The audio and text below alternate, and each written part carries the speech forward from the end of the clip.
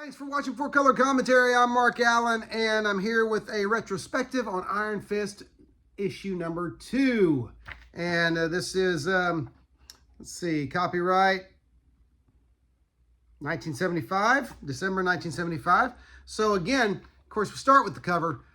Just another beautiful, gorgeous cover by Gil Kane. But the primary colors and just the pop in so many of these Iron Fist covers. Just wonderful stuff, and it's just such a great place, you know, a great cover on a great book.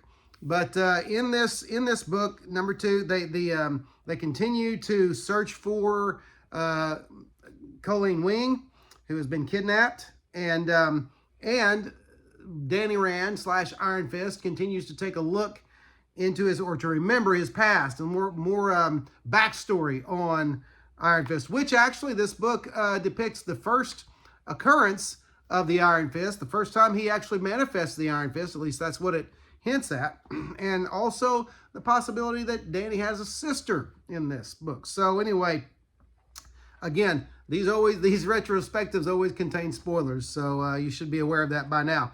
But this from the opening page, however, the best news of this book is that John Byrne's pencils are looking more like John Byrne's pencils. F. Chiaramonte, I don't know. Never heard of the inker. All I know is that he's letting John Byrne's art shine a little more than Al McWilliams did. But there's the opening page. It looks very Byrne-ish, and the rest of the art looks very John Byrne-ish as well. Okay, so it opens with that splash page, which is in the present, and then goes back to the past, where Danny Rand was having to contend with members of Kunlun, or Kunlun, however you pronounce it, who didn't approve of an Outworlder being the Iron Fist wielder, but or being the dragon, if you will. But it's just a lot of good backstory explaining Iron Fist's makeup, his personality makeup, his background, his history, and the significance of, the significance Kunlun plays in his life, okay? Again, it's not the best John Byrne art, but it's a lot more John Byrne than, was in Marvel Premiere number 25 and Iron Fist number 1, okay? Faces and musculature and stuff look much more like Byrne's work, okay? There's some creepy stuff here as a primary villain. A main background villain is introduced, and into that we see Colleen Wing, who is being conditioned but not conditioned enough yet, according to the main heavy in this book. But so the intrigue, the drama, it all continues, and there is some mystery here, okay?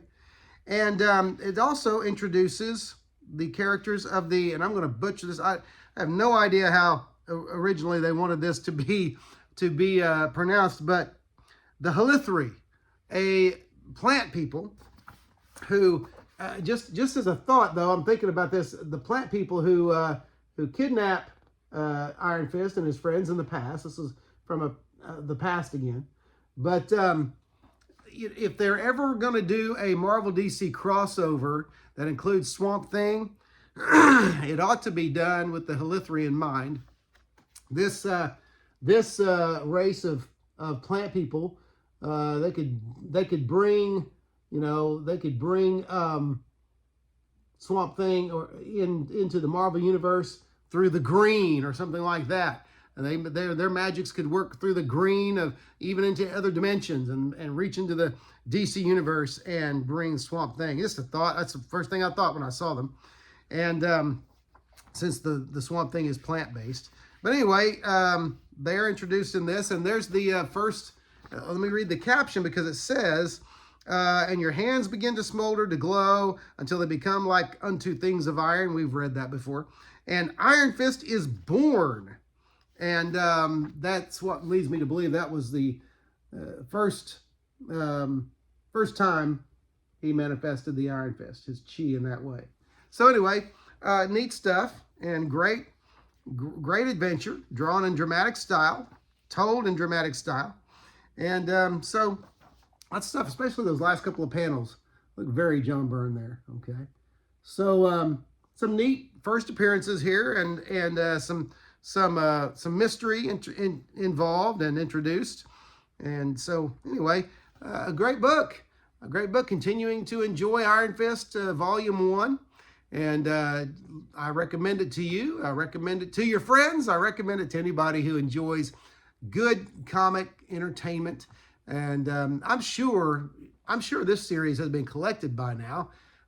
Surely, but someone out there let me know if it hasn't. I do also, I haven't looked it up, but I'm a little disappointed. I'm reading the new Iron Fist well, the newer Iron Fist stuff, the stuff after, about 2004 and so, that's been collected. A while back, I did a video on great cheap trade paperbacks I'd picked up, and some of them were Brubaker's work on Iron Fist. There's been some retroactive, history going on. They've changed some of Iron Fist's history, introduced a new character or two. I'm not sure. I'm not sure. I'm real happy with it, but the stories are good. And I can just, in my mind, there's been so much done with alternate universes.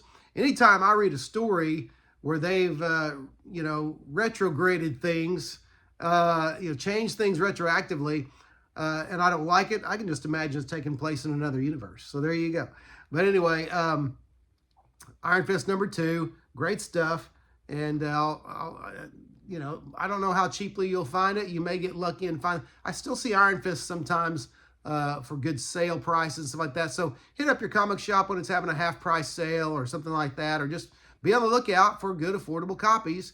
I like finding stuff out in the wild, you know me, but watching eBay is a good way also to, to just find those copies cheap. A lot of times cheap, nice copies can be obtained affordably. They'll just kind of slide under most people's radar, and you'll pick them up. So it happens. Just hunt and you'll find them. But look for reprints as well, because for the stuff that I can't acquire, I just get a reprint. I get a nice trade paperback or even hardback collection, and I'm happy. So anyway, so that's Iron Fist #2. Great retrospective book to look at there. Great entertainment. And again, easily as good as anything that's being offered today, probably better. All right. But that's it. Hey, listen, if you haven't subscribed, don't forget to like, comment, and subscribe to Four Color Commentary, but especially comment. I like to hear those, like to read those comments. I like the interaction. I like to know that these videos interest somebody and are actually useful to somebody, or at least entertaining. All right. But other than that, thanks for watching Four Color Commentary, and I'll see you next video.